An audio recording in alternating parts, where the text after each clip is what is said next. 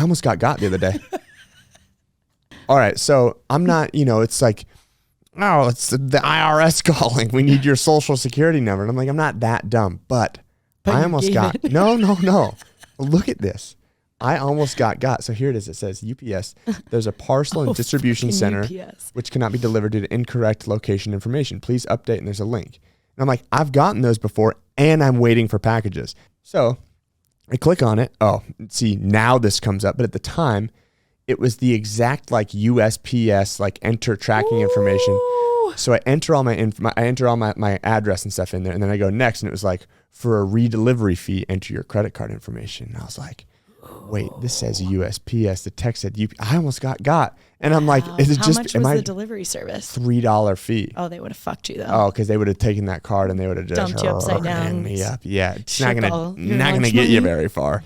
But I'm like, am I just old? No, is that like, how they like grandmas and grandpas like, oh no, like the doctor called. I mean, my mom gets a lot of those scams, and I'm like, Mom, they know. Yeah. You're in your 60s, they know. She's never fallen for it, so you were close. I think that's like the first sign that I'm like, I'm getting old.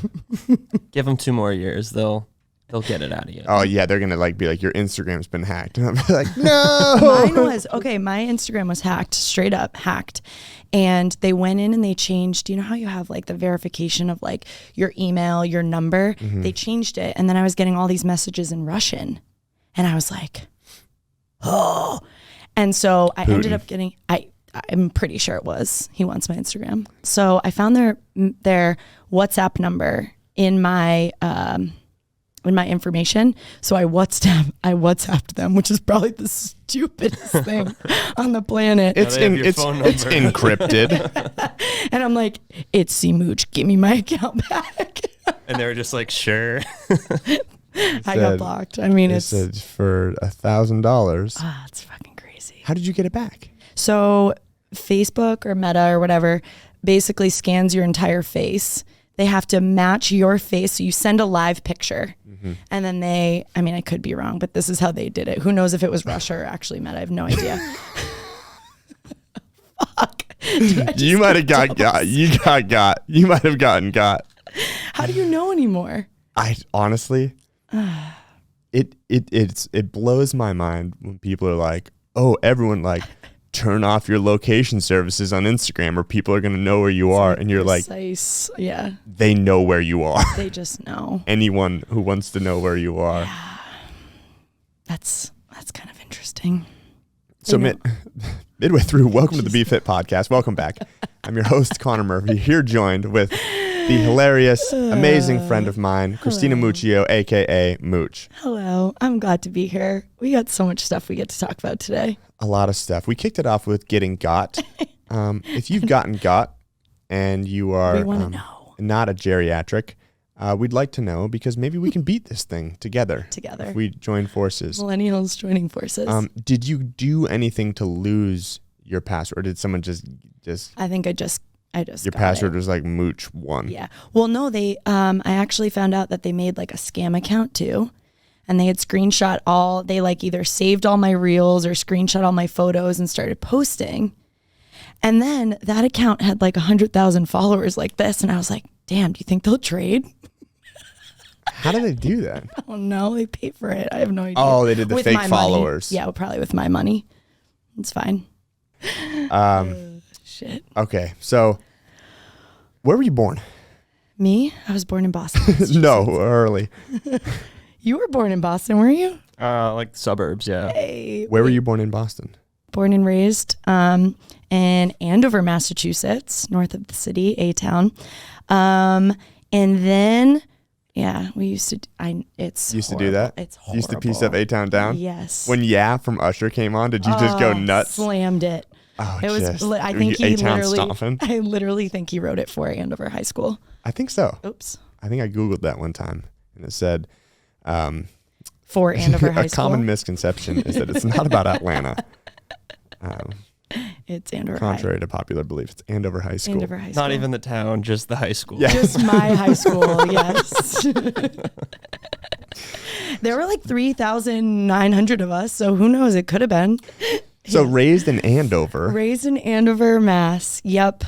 Did you go to college? I did. I went to Bucknell University. Bucknell University. Where is that at for our followers and that me is who don't in know? Lewisburg, Pennsylvania, which is like 3 hours from Philly, 3 hours from Pittsburgh.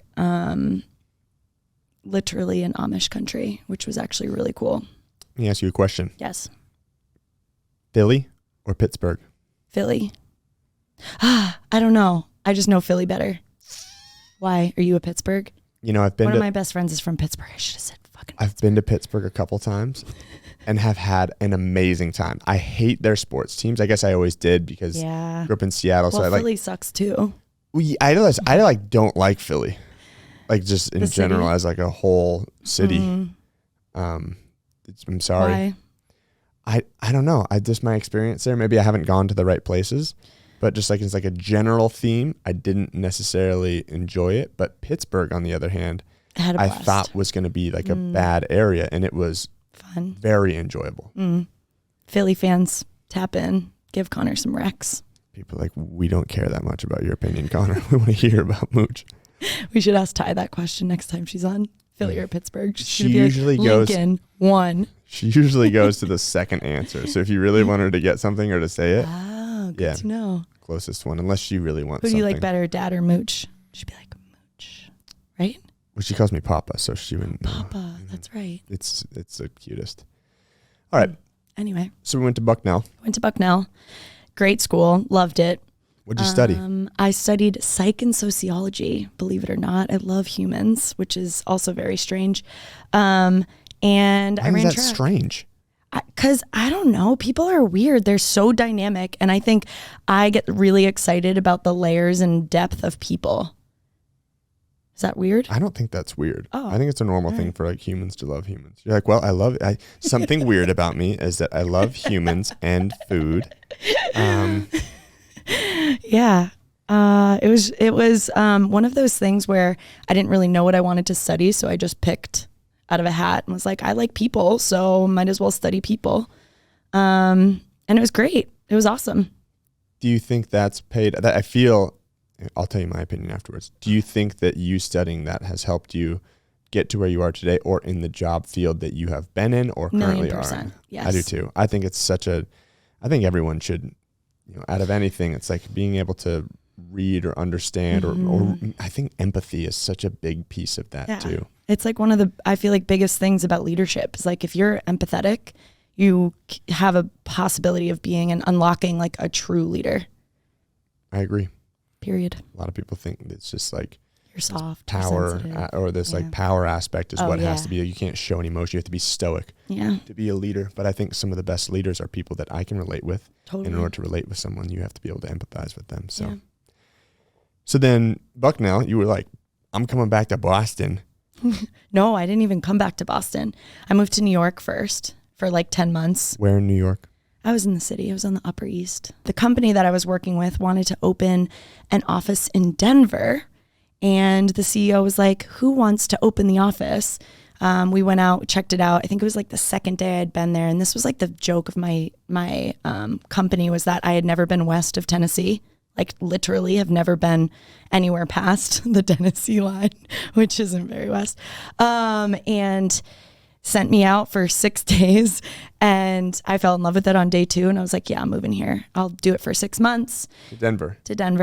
And then I ended up moving, and I stayed there for 5 years because I loved it so much. I feel like you're a Denver slaps. Yeah. Yeah. Denver's one of those places where, if I wasn't such a family person, I probably would have stayed. But it served such a good purpose for me. It's where I got into CrossFit and then started teaching at a spin studio called Epic Ride, which also recently closed. And just really got into fitness, loved it, was still working with this corporate job. I wouldn't say hated it. It just wasn't like I'm in a fucking Canadian tuxedo. Could you see me in corporate America? Probably not. But I crushed it. Depends on how corporate. Now, what was the job? What did you do? I was a sales engineer for my 2 clients were Comcast and NBC. So anywhere Comcast was anywhere NBC was, I was traveling. So Seattle, California, I got to go to Universal all the time. It was a blast. It was great. And it's like that quintessential 9 to 5, make a shit ton of money, have great benefits, go to sporting events, just awesome. And I was like putting my feet on the floor every day and being like, when can I work out and when can I go teach fitness classes? Before we get into the fitness side of things, you said you're very family oriented. Where did that come from? Tell me about your family. So my family, I come from a very Italian family, but a very small Italian family, which is, I think, a little bit different because when you have a big Italian family, you can sneak through the cracks, which mine you cannot. And my mom and dad both grew up in the area. My mom's first generation. So my grandmother actually moved from Italy when she was 19 and settled in a little town called Southbridge, Massachusetts, which is very unsafe now. It was very up and coming and now it's very unsafe. Where is this? It's like past Worcester. Do you know where like Treehouse is in Charlton? Someone just recently mentioned Treehouse, but no. Okay, well, it's out there. It's like an hour. Out past Worcester. Yeah, past Worcester. Okay. And so when I was growing up, my family was all very tight. Every sporting event we were at, I was a rink rat. My brother played hockey, football. Like I was living in sports. And when I was 9, my dad was actually diagnosed with ALS, which is a terminal illness. Basically strips you of all of your, movement, leaves your brain completely intact. It is the most fascinating thing. So you talk about me wanting to go study psychology, it like makes sense, right? So your brain's completely intact, but you are essentially paralyzed, and you are paralyzed until your body actually can't function anymore. So it's a very wild phenomenon. And I think that whole process brought my family even tighter. I have an older brother, he's 3 years older than me. And my family just grew into that, right? It was like, you're given a 2 to 5 year sentence. My dad ended up actually living for 10. So you just never know, like nothing's ever promised. You're not entitled to anything. And I think that just gave us a whole new perspective of, spending time together and what presence actually felt like and what quality time actually looked like. It's interesting. I didn't know that about you. Yeah. But it kind of makes... it makes a little bit more sense if I give you background behind Mooch and I. She came into the Big Night area teaching a class with Allie Raymer. Yeah. It was like a sound bath and yoga class. And then we met, and then we started training together intermittently, and then we kind of created this crew on Friday mornings. We go to Reebok, and we train together at 8:30. If you want to join us, you're more than welcome to. Hurley joined us. Hey. I did. On this last workout. A lot of people have joined if you're interested in that. But having said that, I've always envied, and I don't know if definitely envy, but also just greatly appreciate her attitude towards anything and everything. And so I wanted to have her on to kind of talk about her story, but also mainly, I know her in a fitness aspect of it. So I want to talk about that, but then kind of bounce back and forth because I think there's, as she mentioned, a lot of layers to discuss. I didn't know that. When did your dad pass away? I was 18. It was actually the week of my high school graduation. And how was that first? I can imagine that first year going to. Did you go to college right after that? Mm-hmm. So he passed in May, and then it was basically summer, and then I went to school. Yeah. Was that something that you thought you were not going to do because of it, or was that something that you wanted to push towards? It was really interesting. So I started, I ran track in college, and I was being recruited through junior, senior year. And I was looking at, every school possible. I wanted to go far. I wanted to go close. I wanted to just see them all and see what I really liked and what I felt was most aligned with me.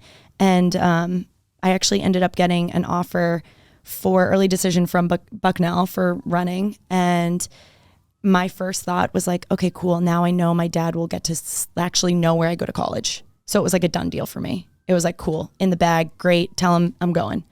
And at that point I had done a recruiting trip. I seen it. The campus is beautiful. The space is awesome. It really aligned with like my learning style. The size was definitely a little bit smaller than what I was thinking. But for me, it was like, how can I just have something lined up so that he knows where I'm actually going? So whether or not that was like the best way for me to decide, I have no idea, but it worked out very well. And, you know, it was kind of like that tie with him. Like, yeah, now you get to know where I'm going to school. Because you just don't know. You never knew like if something was going to happen the next day or the next night or what happened or a month from now, 2 years from now. You just had no idea. It's so interesting. It's very, very interesting. I honestly didn't know that much about ALS. Yeah. So you go to college. Yep. You're doing this stuff in Denver. You started getting into fitness in Denver. There's two reasons why people get into fitness, and it's usually one that gets into the other. One is that people like working out. And if you don't like working out, you like helping other people work out. And normally it's, I like working out so much that other people are like, you should do this. You would be awesome. You have a great personality. Totally. So talk about that journey. Where did you start? How did you get into it? And then where did it go from there? So my mom, we always give her shit, but my brother was an athlete. He played at Bentley. He played football at Bentley. My dad played football in college, went on to be a professional power lifter. Like all of us had like some little ounce of athleticism, except my mom. My mom was like, I was a baton twirler. That takes some coordination that's like to do some that. Hand-eye. That's like if you're throwing it, if it's on fire and you're throwing it, like downplay, Mom. Yeah, I'm like, come on. But she ended up actually getting into the fitness space when we were kids. My dad was working probably at this point 2 or 3 jobs, and she became a stay-at-home mom and went crazy. She was like, I don't want to do this anymore. Like, you guys are great, but like, fuck off. I want to do something else. And so she ended up getting into fitness. And we spent a lot of time at the gym, right? I got to see her teach classes. I got to see her personal train. So it was really cool that, someone who claims that they don't have an athletic bone in their body actually move in towards the fitness space.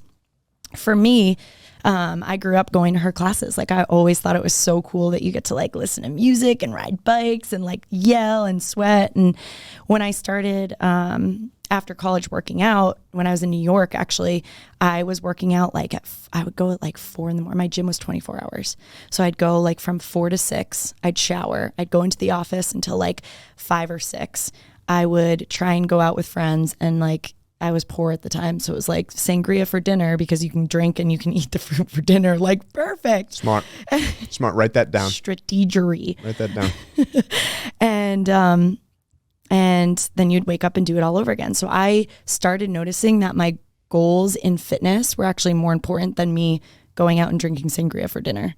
And I started understanding like, what is my vision for my own fitness journey? I started running marathons. I started really dabbling in the competition space.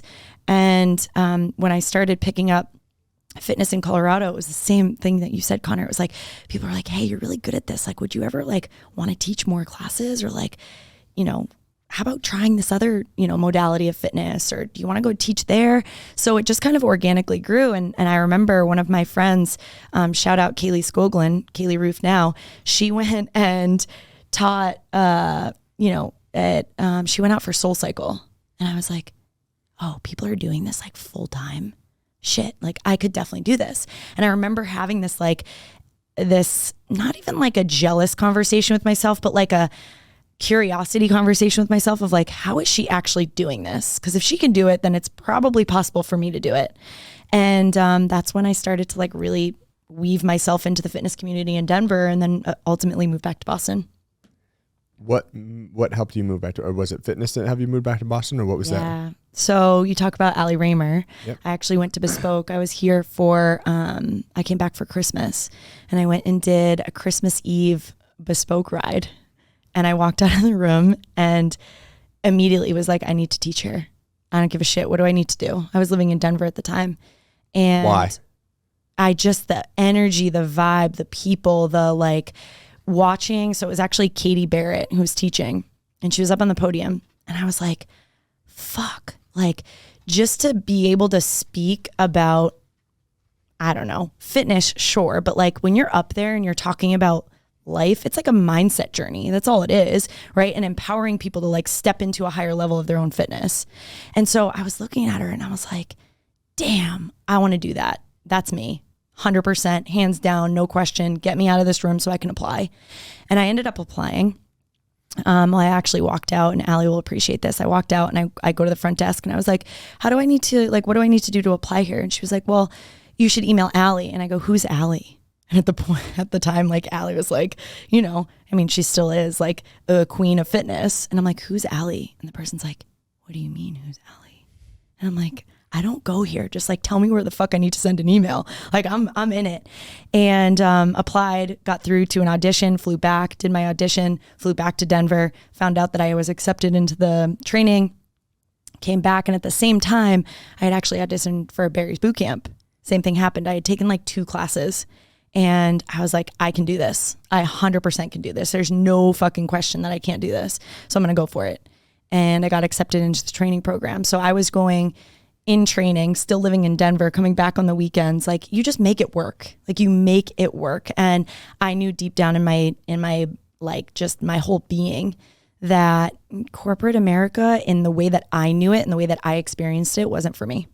But what I think is unique is when you're like, when you want something, you make it work. Like, you figure it out. And I had a friend one time said, FITFO, FITFO, you figure it the fuck out. Mm-hmm. And if you really, really want to do something, you'll do it. And there's the half-assed approach of like, oh, I'll try to make this work. Right. And it's like, no, you're not. Yeah. Either you want it and you're going to do this, or you don't. Yeah. And there's different levels to that. And some people are like, well, I have an excuse on that. And it's like, maybe you had more pulling you back on one end or the other.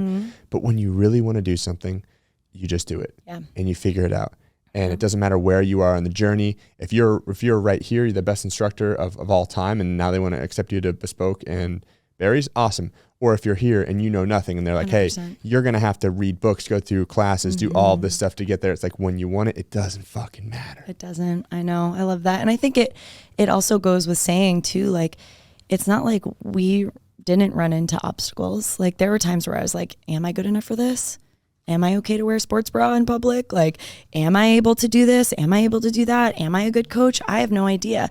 But what you do is you start to find those resources, and you start to learn, and you almost become so attached or so invested in the process of actually becoming better that you kind of just like blow the ceiling off of what you're actually anticipating occurring. And then I think the other thing too is like, you either figure it out or you don't, or you try and make it happen or you don't. Neither one of those is like right or wrong. Like, if I were to say, oh, I really want to be a fitness instructor, but I was lying to myself and I really didn't, I'm not going to make it work. It's just case in point. Like, I won't make it work. And you move on in the direction that you're going. And that's it. And like, there's nothing wrong with that either. And I think for people listening, like, align with yourself first. Like, it does not matter who tells you what you need to do, where you need to be, how you need to live. Like, if you align with yourself first, the figure it the fuck out actually becomes a lot easier, and it's like fun. Like, for me, I was like, ooh, what book can I read, or what class can I go teach, or where can I put myself where I'm uncomfortable? Like, that part of it for me was really fun. So Barry's and Bespoke. Yes. So you come back, where do you live? Do you move back into the A-Town? I did. I moved into A-Town, and my mom and I got to figure out how to live together again, which was fascinating. It was actually really fun. It was really, really fun. I was leaving the house at 4 a.m. and coming back at 6 p.m. So it was like, I was spending all my day downtown, bopping from, studio to studio, working in a studio. But it was really fun. And I know a lot of people experienced either moving back with folks or family or whatever during COVID. And I honestly appreciated that time so much. I like look back and I'm like, wow, that was actually really fun. We watched so much Stranger Things. We made dinners together. It was fucking awesome. It was awesome. So. And that's what you just said. You're family oriented. That's your family. I know. That's amazing. Fitness instructors are more than just people who help people with their, improve the quality of their life through fitness. You are a therapist. You're a psychiatrist. You are, at some points in time, the all-star of someone else's life, and not just one or two people. Like, people rely on you to be the best part of their day. Is that something that continued to draw you in, or was it just the fitness side of things? No, 100%. It was the people, like psych and sociology coming in hot. It was the people, right? And I actually calculated this. It was when I had first started, and we can get into this or we don't need to, but when I'd first started an online business for women, I started to realize how many people I was actually seeing on a week-to-week basis and how invested I was with those people. And it was like 532 or something like that. If I added up my 25 classes that I was teaching, granted, sure, some of those were probably like the same people. Repeat customers. Yeah, but still you're seeing that many people, that amount of time throughout your week. Like that's a lot of time to be spending with people. And I mean, we often joke like fitness instructors or personal trainers are always the first one to know, like, you know, when someone's pregnant or, you know, what relationship is changing or whatever. Like we just have all of these like, you know, conversations that are very open and very raw and very just real. Which I was very in on. I was very attracted to. I was like, hell yeah. Yes. Yep. A mentor of mine, founder and CEO, or prior CEO, but founder of CrossFit, Greg Glassman, he knew everything about the personal training space, about like how to deal with clients. And he always said, he's like, what's the most important character? What's the three most important characteristics of being a trainer? And he said, care, care, care. You care about people and you can even subparly do your job. Yep. People are going to be drawn to you because you give a shit. And some people, they don't have interactions like you and I have on a daily basis. Relationships where you get to have these secondary conversations with people, not just handing them the paperwork and going back to a cubicle. It's like for some of these people, you're the only person who is invested in their life. And not saying, hey, care and then don't be a good trainer. Right. But it is, I mean, for someone with a psych major, there's no wonder that you have the success and reputation in the Boston area and probably Denver and anywhere else that you've trained because you give a shit about people. Yeah. Probably too much. I know. It's like sometimes to a fault. I'm working on it. Yeah. No. But it's, I mean, that's what makes you you. That's what makes people so like, you know, I think that's really cool. Thanks. Just want to point that out. I think so too. Thanks. I always say too, like, and I've done a lot of, and similar to you, Conor, like you've probably trained also a lot of trainers, right? And there's always this want and this need and this desperation to fill your classes, like get the most amount of people in there. And to your point, it is about caring. And I say this to basically anyone that I've coached or trained or supported in their journey is like you attract what you are, not what you want. And so if you want, you know, connection and love and expansion in your classes, like you just need to be that. And like, you just need to give a shit. So on top of figuring it the fuck out, then you just give a shit. It's like that's our recipe. So that's a road I want to go down. Is what you Perfect. said, the sold out classes. I feel like people are so afraid. And I've been there. Yeah. In the point, not saying that all my classes are sold out now, but I've been to the point where I like really cared if I wasn't teaching a huge class. And I don't know if it's like, oh, it reflects me as a trainer. No one wanted to promote these like smaller sessions. But I will tell you, and I think this goes for Bespoke, it goes for Berries, it goes for CrossFit, it goes for SoulCycle, it goes for any discipline out there.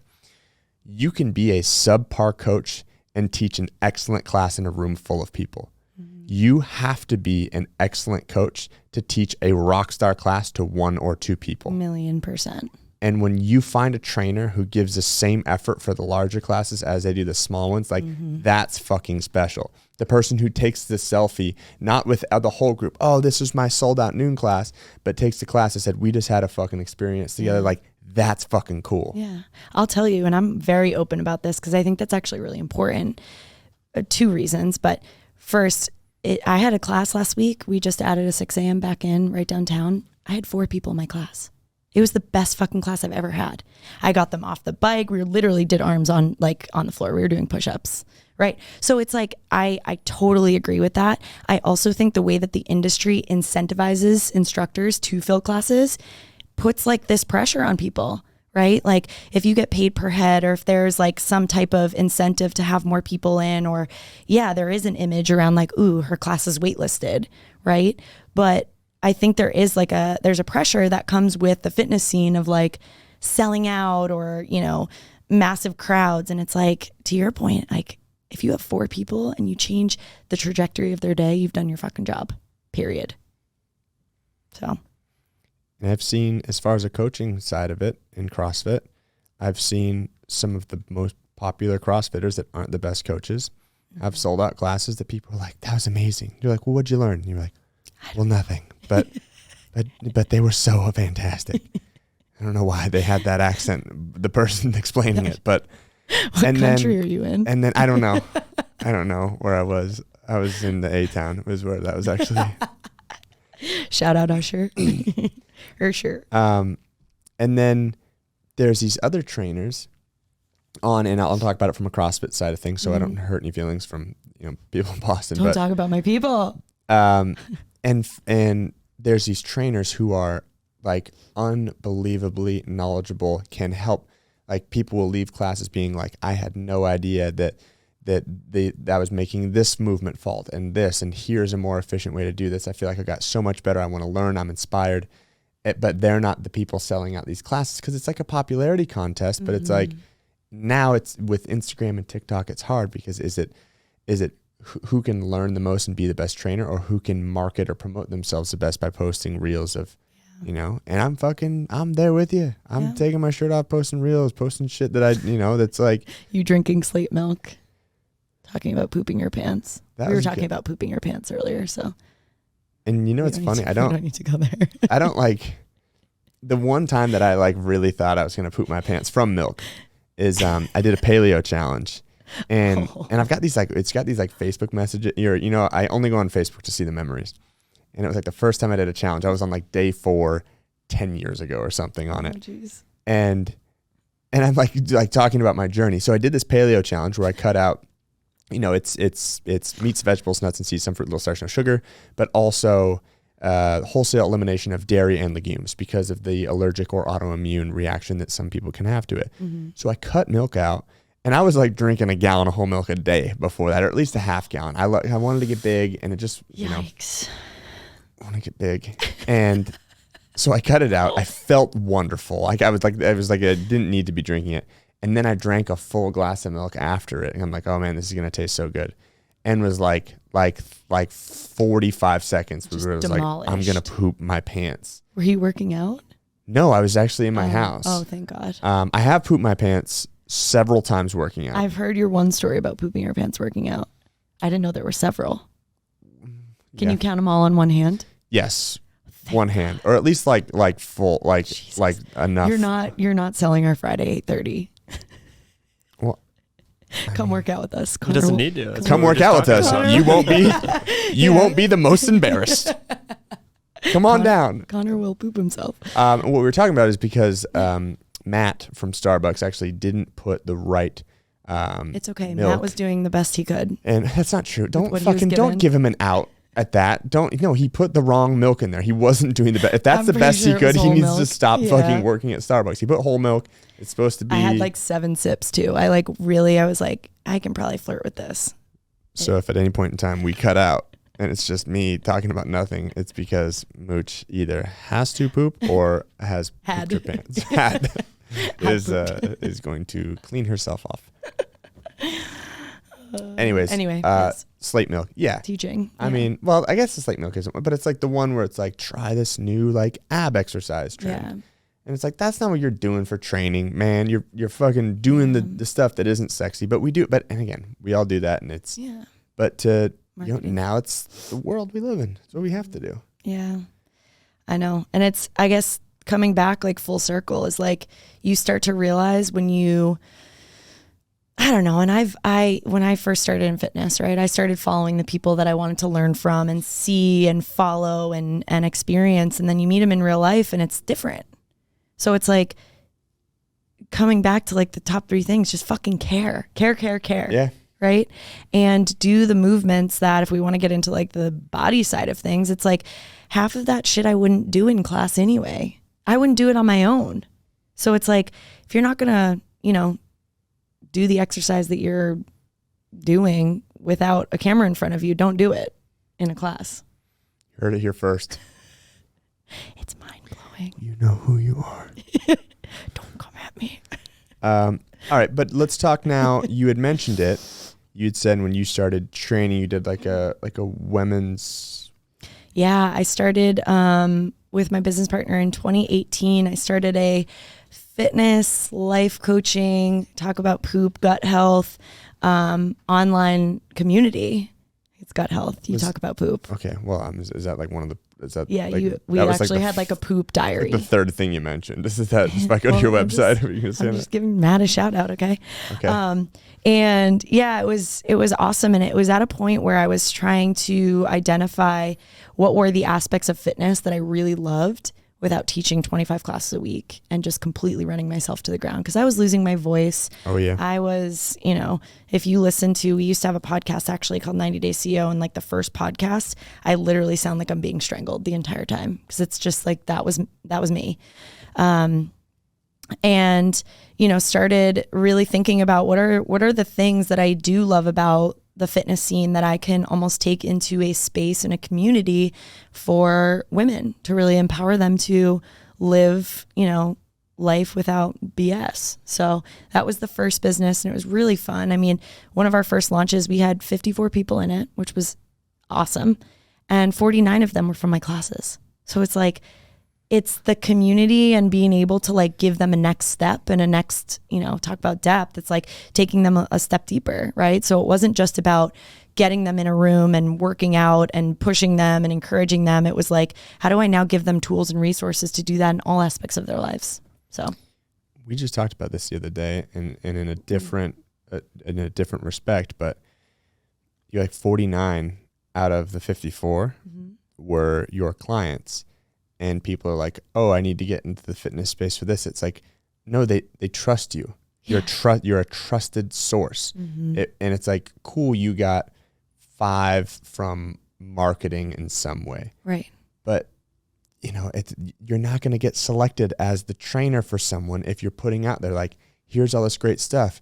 Go take care of the people. You can find one person that will train with you. Yeah. Go find one person and give them everything you have. Change their life. And then when they either go find someone else or someone else looks at them and is like, wow, they've changed. What are you doing? And they say, well, I'm working out with Mooch now. And they're like, well, great. So am I. We're going to have that. It's like, invest in those people because people will see right through it. And that's why, and I think what I really wanted to say about that, not just to interject my own opinion, but more so as a testament to you as a trainer to be able to have that shift from, hey, we're working out, but here's another thing I can do to improve your overall wellness. Yeah. It was fun too. It's like navigating, and listening, right? What do these people want? If they're constantly coming to classes, doing the class, and they're like, I'm still not getting what I want. It's like, okay, cool. Where's the gap here? Like, where do you want to go and where are you at? And let's figure it out. So it was really fun to kind of take them outside of the studio and put them in a space where now they're surrounded by, 53 other women that are experiencing the same things, right? Whether it's, blocks in their career, blocks in their relationship, blocks in their fitness, blocks in whatever, right? And just being able to unlock kind of like a deeper level of them, which is fun. And how long did you do that for? That's been 4.5 years. Yep. So rocking. It is right now. We have a big transition coming up, which is exciting. And it's been such an awesome journey to create that space. And it's honestly, it's like when you start things like that, and it kind of spawned off of just like an idea on a napkin, right? Like no joke. I was sitting Cinco de Mayo with my... It's the 5th of May for those that don't speak Spanish. I can't. Yeah. 5th of May. I don't even know. I'm like, okay, no, I'm just kidding.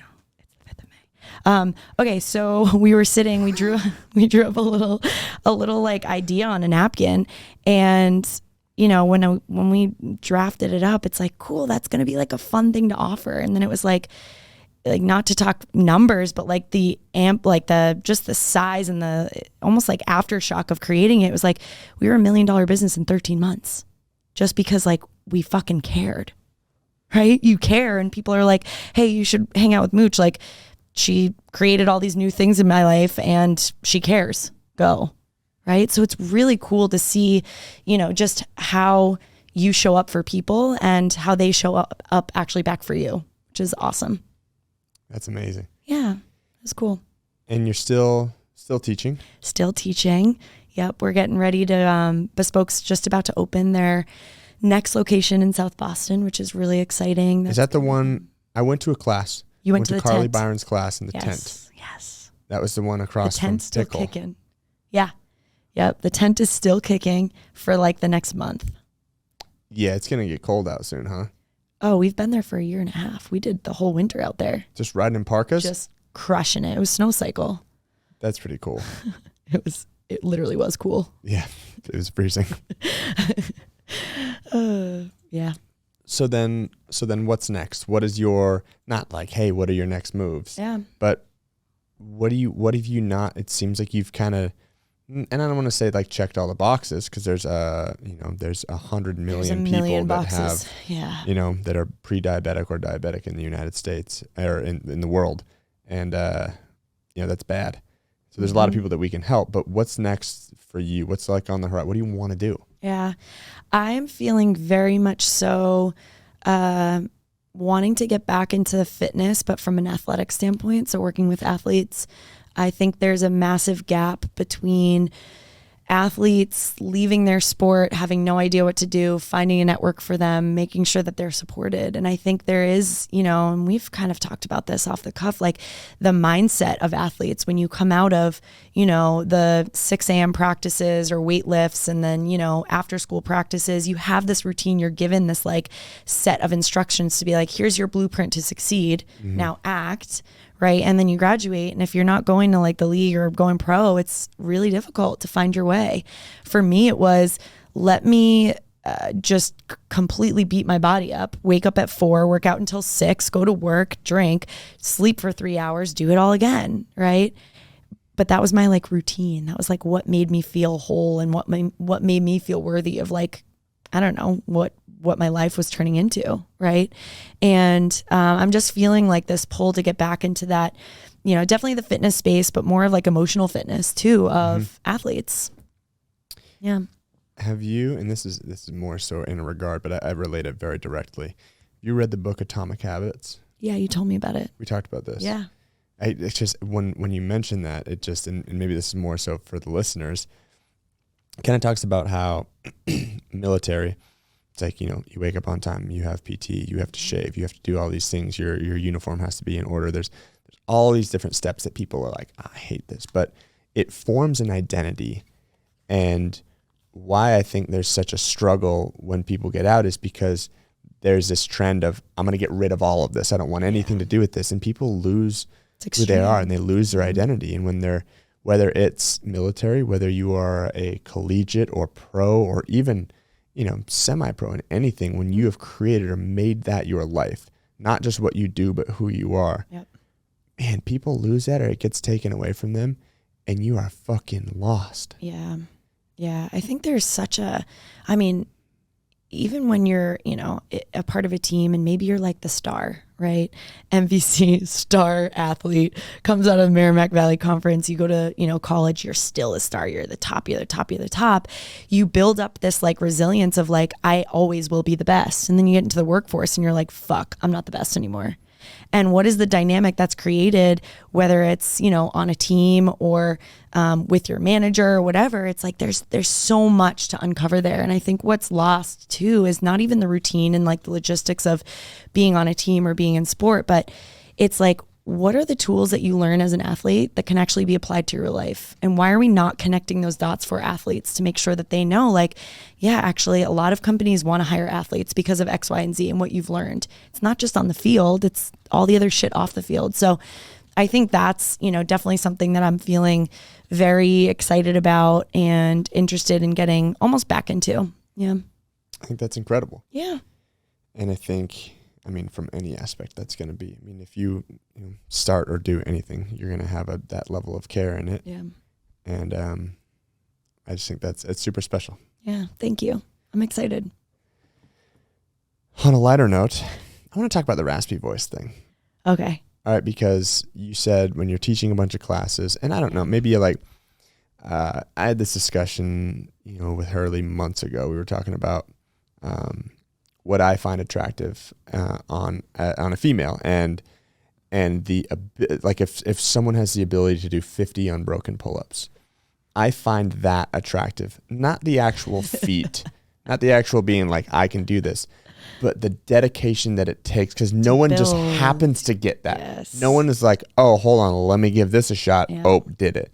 It's like there's dedication that comes with that. Mm-hmm. So there's this like, I've dated girls that have like super super raspy voice from talking or from teaching and yelling, and like the passion that goes into that. I find that so attractive. Yet like girls are just like, oh, I hate like having that raspy voice. My voice just always cracks. Like it's. Has it ever come back fully, or is your voice like permanently? No, my voice will. This is like the most normal you'll hear it. Is that like normal, or do you have like a? I mean, less I wasn't raspy? like Adele before, but I was like. You weren't Adele. Ah. You could have been. I don't know. Right? Before teaching, my voice was gorgeous. I could sing every single song, hit every no. I sucked at singing. I actually got kicked out of chorus in 2nd grade. However, I listened to videos back before I started teaching, and it's like, I think that like my voice got so deep.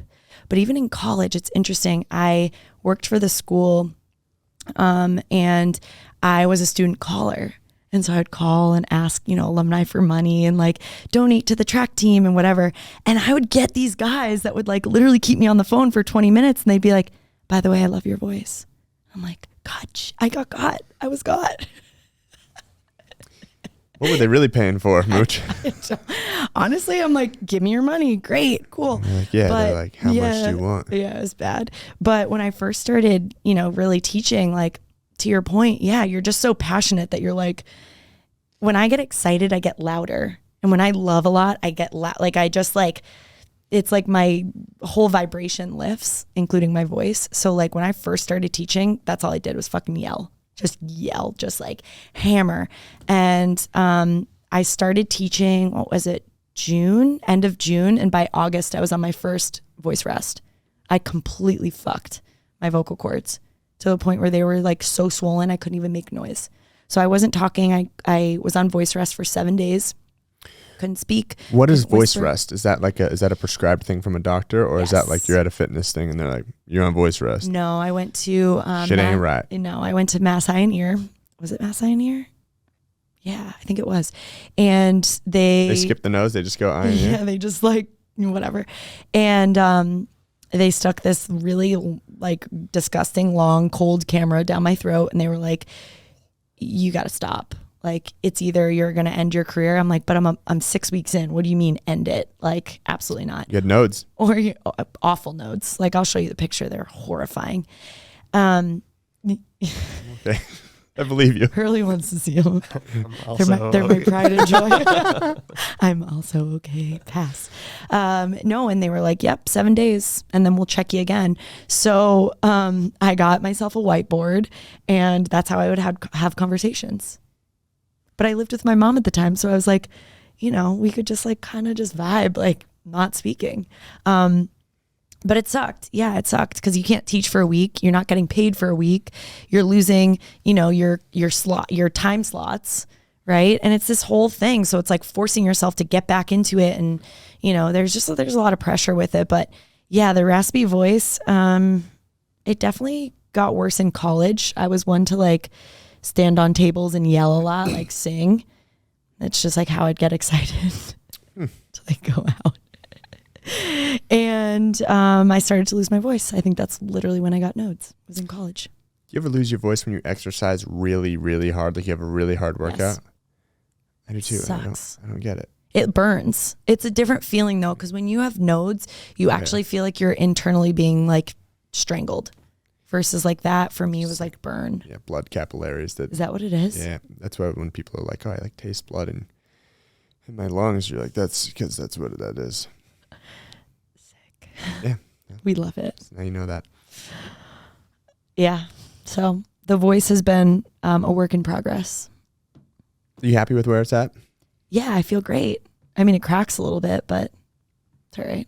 Yeah. So it's just a little embarrassing when you jump on the table to yell. And I'm like, this is awesome. no, literally. Give it everything you got.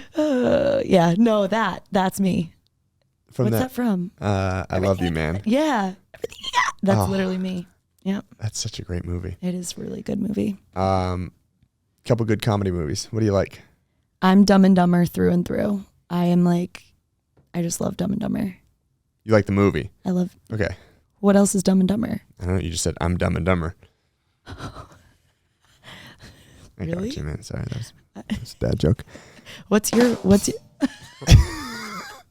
shut the fuck up. Favorite comedy of all time? Yeah, what Happy is it? Gilmore. Oh, okay. Yeah, I like that one too. There's just so like every time you watch it, there's just like some subtleties in it. Are you a that just, comedy like, movie person? Like, what's your favorite genre? Gosh, comedy? I'm all over the place because I like. But you like Top Gun. I like. Okay, so we got to talk about this. In the second Top Gun, I haven't seen it. you haven't seen it yet. Sorry. So I'll tell a random story that I know this is about. You guys care about movies, but I'm gonna tell this anyways. When I was on tour, we went Colorado, Utah, and then a small few of us flew from Utah to LA because that's where the artist that I was working with lived, and the rest of the people like bus to Vegas and then in there. On the flight to LA, Top Gun was free, and I'm like, fuck it, I'm just gonna watch it. And I remember being so hyped because I played the movie. We're like, sitting there taxiing and everything. And when he's taking off in this like 5th gen fighter that they're testing, we're taking off. I'm like, this is going to be awesome. Long story short, the flight ended. I'm the last person on there. People are waiting for me and I'm just sitting there watching the movie until it cut out. I had like 23 minutes left. Oh, did you finish it? If not even that. So I was mad and I'm like, I'm not going to buy this movie for $20 to watch, 17 minutes of it. And then, like a week later we were in Phoenix and I'm like, fuck it. So I bought it, and I'm so glad I did because I've watched it maybe 3 times since then. But in the movie, so Val Kilmer actually has, I believe it's throat cancer, but he has it. Like in actuality, he does. But in the movie, as he was playing like ice, he's like the CEO of this base, and Tom Cruise goes there to like have a conversation with him. But when you were talking about your whiteboard, in the movie, they're having a discussion. He's talking to Ice, and Ice is just like typing out on the computer. And let me tell you, there was a part of that got me. Why? I mean, I will tear up. I'm not like a cry, but I'll tear up. You'll get like the little often. like wasabi nose when you like. Oh no, I'll have tears like coming down, but okay. I'm not like Yeah. Um, Have you ever cried like that? Yeah. It's so yeah, great. for sure. I cry often, just not around people. Oh. So I'm watching, and so here's the part in it. Maybe Okay. you guys can relate, because it's also like I think like really like emotionally like jarring from my experiences. He's talking about Rooster, which is Goose's son, Yep. who's going with them. You'll figure it all out. And he's like, he's not ready for this mission. If I don't send him, he'll never forgive me. If I do send him, I could lose him forever. And Ice was like, you need to let go. And Tom Cruise turns and he's like, got water in his eyes. He's like, I don't know how. And he's like, you need to let go. But he just like typed it out. Shit. But it's just like, so like when you have that like emotional thing, because like for me, there's so many of those things that like I've just continued to hold on to, and it like makes everything else a struggle. But I was like, I never thought like some of the most powerful words, like someone just like typed out there. So maybe the whiteboard Get thing. your whiteboard. Maybe you I have to write on whiteboards too much, but to only write on a whiteboard. Yeah. Maybe you gained a lot of power, and that you don't need to say a lot of words, because writing a lot of words is exhausting. Yeah. But talking a lot is a lot easier than saying short, specific words. Well, and I'll tell you. So Tell me. not to get too deep, but Fuck it. Let's go down there. writing on a whiteboard was fucking triggering for me, because when my dad couldn't speak anymore, we were trying to get him like the either the sight to text. So basically you have like these it's changed a lot since he's gone, but they would give you these little pair of glasses, and they'd have like a little magnet on the center, so you could like make words by just pointing the magnet at a screen. Now they can do it with your actual gaze. Yeah, it's insane. And I remember getting so fucking frustrated to be like, I would have so much that I wanted to say, but it would actually force me to be really, really clear and really, really concise. Yeah. I think it was it JFK that was like, I'll spend 10 minutes writing a speech for an hour, but it takes me 3 days to write a speech for 10 minutes or, whatever it is. But it is so powerful, and it's, I don't know, it's off topic, but It's cool though. what is the most, or at least a top 3 story of some of your most embarrassing moments as a coach, as a fitness professional? Wow, that's a great question and a hard one. So I think I just like at a young age just embraced how kind of weird I am, like kind of goofy. So getting embarrassed isn't, I'll tell you. I got one. Yeah, there's Because one. this was a bad one. Right. So I was teaching, we used to do once a month in Wellesley at Bespoke. We used to do a ride 75, and I always taught it Friday morning, we had this clothing brand come in. They were doing like this pop-up and, giving everyone discounts and all that stuff. So all the instructors got to wear the clothes. So I'm teaching in these clothes. And I'm definitely like petite, but I'm not like the thinnest person. Like I have like muscly legs. So I get into these leggings that typically would fit me. And we are, I think, probably about 35 minutes through a 75-minute class. And this gentleman who's sitting sidebar, which means like off to the side, you know. And do you? No, I don't know what that means. Oh, but okay. I get it. It's like off to the side. Yeah. You're not in front of you. Exactly. Sidebar. Okay. Yeah. I didn't know prior. He's like going like this to me, like, come over. And I'm like, what the fuck? I'm like demoing stuff. Like I'm literally doing choreography. And he's like, no, come here. And I'm like, okay, everyone just ride. And I squat down next to his bike and he goes, you have a hole in your pants. And I was like, there's no way. These pants are brand new. Like literally we just got them this morning. And he was like, no, like you have a hole in your pants. And I'm not kidding you. I reached behind and it wasn't just like a hole.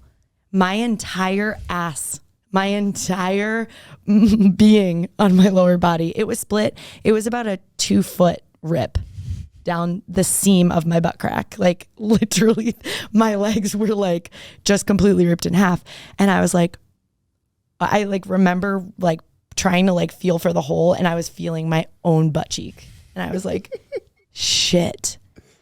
And like this guy, he's like pretty high up, like, in finance, very intelligent dude, has daughters, has a son. And I was like, I am so sorry. He had to like see that. I'm so sorry. And so I took the towel. We have like these little mini towels, right?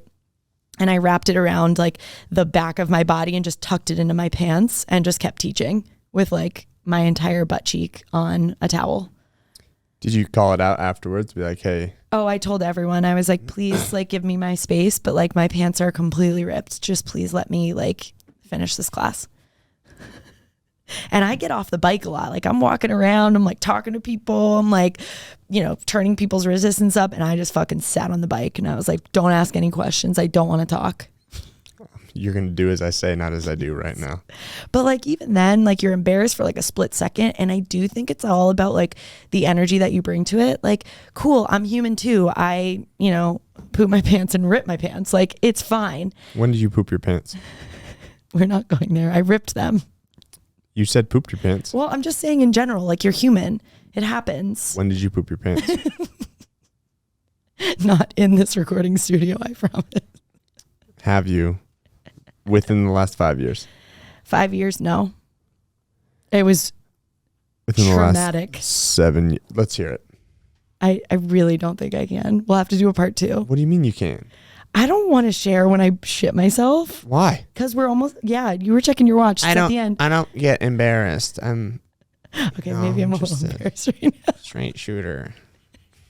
What you see is what you get. Okay, I'm being... Come on, just a straightforward, it doesn't matter. Okay, fine. So it's a gift for the people that are still listening. This was when I was, I wasn't eating dairy, which I'm still not really, like, it's just not my best friend. It's fine. And I decided to have was this in the last 7 years? Yeah, it had to. Well, no, it wasn't. It was in college. But we went out the night before we had a time trial. And Smart. it was great. It was because all of our friends were getting ready to go abroad. So it was like the last weekend of all of our friends. We didn't really go abroad because we were running during that time, et cetera, et cetera. You don't have to convince me of. Okay. So I had a mac and cheese bowl from Domino's. The first part of that, you're like, okay, not so bad. And then you say from Domino's. It was like a bread bowl with like the scooped out bread dumped with just fake ass mac and cheese. That was probably like circa 2 a.m. Probably good though. Probably hit at 2 a.m. Honestly, delicious. Like I felt great. My time trial went great until it happened. On the track. No, it was like when I was dying on the sideline. Like you run and like you're running. So when you do a 400, if you've run a 400, your tongue goes numb. Yeah, like it's you bad. just lose your body. And it was like Domino's mac and cheese bowl. You Red pooped Bull. how soon after the finish of the race? So you're still on the track. You're still in track and field. Yeah, you're like zone. in the field zone because you're like just gasping, rolling around, tasting blood, all that stuff. Yep, hurts. Got the little bacon sizzle going. Yeah, yeah. And you like a full. What would you describe as like a full poop your pants? Like runs all the way down your leg into your shoe. No, I was wearing leggings. Thank Jesus. Yeah, I meant with leggings on. Oh no, not with leggings. No. You see it. Jeez. I actually don't know. You don't know? I probably ran to the bathroom faster than I ran that time trial. You PR'd. I PR'd to the bathroom. What are the odds, poopard. like percentage wise, That you saw it? that you could see? I told everyone. I didn't ask that. Oh. What? Just because it's like visualizing. I'm sure our listeners are owned just it. trying to visualize. It's fine. I don't want anyone visualizing that. I ran the Boston Marathon, and Did you poop your pants? There's a woman. No, Oh. I don't think I ever pooped during a marathon. Like I never Yeah, no. I did one marathon. I didn't even pee, which is like really bad. But it might have been the 13 beers we drank beforehand. Better than a mac and cheese bowl, clearly. Yeah, I think this woman. Bread bowl or I whatever. actually think the woman that was in front of me, she had the same mac and cheese bowl from Domino's because she was full poop. Yeah. A little older woman, I would say maybe like, I don't want to say older than this bad, but like maybe low 50s. Yeah. And it smelled like I was just like I was running after like a porta potty. Like it was on wheels, and it was like if I moved left, porta potty moved left. And you could see it, and it was like it would kick up from her heel. Yeah. But Yeah, the back as spray. you know, in a marathon, like you can't just be like, oh, hold on, let me just sprint No, past and you've this been person. training forever. You don't give up. No, I mean, for her, but I'm like, for me, I can't okay, just yeah. like, hold on, let me just pass her. I go one speed, and that's as fast as I can go. And she was in front of us Just for hustling. 7 miles. She just gave lots of shits. She gave a shit. Yeah. She gave a full shit. Can we just sit here and talk all day? But she was like, yeah, it's what happens. Like no one was like upset at her. Granted, I think I was wearing a leotard, so I don't think anyone was like really. Is this when you ran in like the bottle girl or whatever? Yep. The bottle girl outfit? How'd that feel? Honestly, it was pretty good. Like you don't chafe from like your legs touching. You Mine chafe do. from like the material at where the legs. I don't know. I don't grow hair on like the inside of my legs, but when I've chafed, it's when I been have from like, your, shorts and like it'll just rub in that area. And there was also like maybe I don't have enough of my thighs rubbing together, but I put a little petroleum jelly at the beginning of it. And like there was no material. Say that again. Petroleum jelly. You know, little that oil based. And You know what's really good for chafing? Vagisil. I haven't gone down that. I'm going to stick with the passing Natick. There was a guy who, they have the petroleum jellies on sticks. Yeah. Yep. Oh yeah. And he had one, and I was kind of running. I was like, oh, I could probably use one of those. Thought I said it under my breath. He like Tom Cruise style like ran. He was like, I got you, man. And I just Wow. no chafing at all. The worst part is that, it's like the leotard and it's like low cut here, but they have like sleeves. Is at one point in time I got like really hot from the sleeves. What year did you run? I ran in 2018 and 2019. In the same outfit? No, 2018. Just wore a normal outfit. That was the year it like downpoured. Yep, I remember that. Which was optimal for me because I wasn't going to run fast anyway. So it actually like, kept me cool Yeah. the entire time. I thought it was kind of cool. It was a cool race. What outfit did you prefer? I'll tell you what not to do. My first marathon ran, it was after the CrossFit Games. So I'm like, I can run a marathon. I can do this. I'm a stud. I'm a hardo. Turns out, not so much a stud. I did the Marine Corps Marathon, which is just an amazing experience. I stayed with my buddy Tyler Murphy, and that was hence the bunch of beers beforehand. I just hadn't seen him in a while, and we're like, well, he's like, I'll Just just a get us. couple. It's It's like, I'll get a 6-pack. We can have a couple. I'm like, great. And he's like, they only had 18 packs, and so, anyways, he wrote in Sharpie marker a lot of the people that have either influenced me to join the military, my friends that have passed away, or like my friends of friends that have passed away, and so I'm shirtless. All these names are on my back. I PR my half marathon time and realize that like I have no experience outside of this area, and I am dying. At one point in time, just crying. Like I couldn't Go into a dark I place, couldn't pick my feet up. I was just sliding my feet across the ground. And people, like, I'm like wearing all these names on my back, and each one of those guys would be like laughing hysterically at me, being like, you're an idiot. Oh. And I remember I'm like, I'm going to run sub 4. And I had like 3 miles left, and the, the 4 mile or the 4 hour Yeah, it's like person's right in front running. of And you. I'm like, you know what? And they're coming up behind me. I was like, you're fucking hard. You can fucking push. You can do it. I'm like, let's go. So like 4 hour, and I'm like, all right, I'm going to pick right up with these guys. 13 seconds, and then they were just like gone, and I was like just slow again. And What was that your was the time single for the first time? 4 hours and 29 minutes. Oh, you were right there.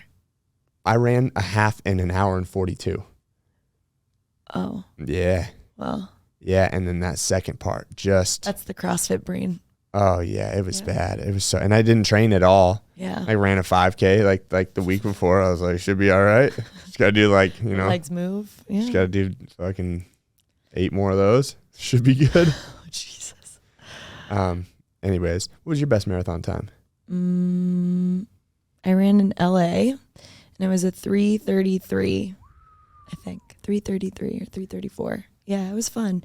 I ran with why do we do this? Like, I ran with a bulge disc, and one of the hills was like, it was downhill right at the end. And this was right around my dad's anniversary. So I was like, I'm going to run for him. My mom and I flew out to LA, and my mom, when she saw me running down the hill, she's like, you can never run a marathon ever again. My face was like blue. I was in so much pain, and I was like, I'm just going to go. I'm going to finish it. And then I was in like the little emergency hut for like 2 hours after. So, but it was fun. It was great. I would highly recommend that race. So I would say, Just not doing it like I did. a bit of advice from both Mooch and myself. Don't do what the fitness people do. Yeah, and also like, don't take it too seriously when you run for someone else. Like, Yeah. take completing the race as like that was a cool thing to be proud of. But 100%. if you think that the thought of them is going to like motivate you through the whole time, like a short workout, yeah, sure. Like at the very end, like I had a little extra push. But for 4 hours, Yeah, man. you're going to get to the point where you start being like, do I even care? Because I am miserable Yeah. right now. So don't take it too seriously. Yeah. They're going to be, if it's someone who's passed, or even, whatever it is, It's the honor. yep, you're going to honor them, but Yep. don't put too much focus on it. Or maybe it's me speaking to me, because I was just like, I felt people would like run by me being like, oh yeah, do it for them. I'm like, I'm fucking trying, man. Try my best. Just like tears coming down. One girl recognized me. She was like, you were on Team Reebok CrossFit 1 at the CrossFit Games. I was like, yeah. She's like, Don't look at me. she's like, you don't look very good. I was like, I'm not good. This woman is like my guardian angel. Aw. And she's like, here's some salt pills. And she like ran with me for a few miles. And then at one point in time, I lost her. And I was like looking around like I Where lost is my she? dog. My angel. And I'm just like, oh no. And then at one point in time, she as I was running, she like went past me quickly, but like handed me a bag of frozen grapes. Wow, legend. I owe a lot to her. Anyways. You kind of looked like that on Friday during our workout, didn't you, Hurley? Okay. You were white. Like ghostly doing lunges. And I was like, Yeah, it wasn't. yo. After the first round, I know he's a lot older than me, but I thought I was gonna have a heart. I was literally like, like something is off, and it was whatever pile of decisions that had brought me to that point. I was still like, I'm not gonna let this person beat me in the workout, which she did. It's the first time you beat me in a workout, I think so, maybe. and I was still. And what you were breaking up your wall balls on the last set, but you were resting for like a half of a wall ball from me. Yeah. And I was like, all right, she's going to break. I'm going to go unbroken. And then when we got to the lunges, I can't do those unbroken. the heavy wall ball is tough. But yeah, that workout put me in a bad. You were in a place.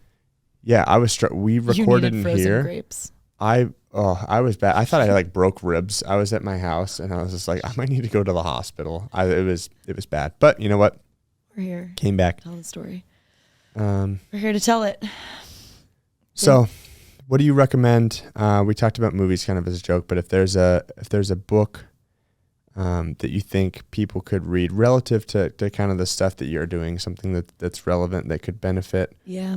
I mean, I'm sure people who are listening to this have probably read the 4 Agreements, but it can be applied to so many things, whether you're a fitness instructor, relationships, just the way that you operate in your life. And it's something I always come back to, of like reminding myself, especially when things get heightened or feelings are amplified or whatever, right? It's coming back to those 4 things that I know I'm committed to for myself in order to be committed to others. So I love that. And you talked about some new stuff that you have going on. How can people keep up with you and follow you?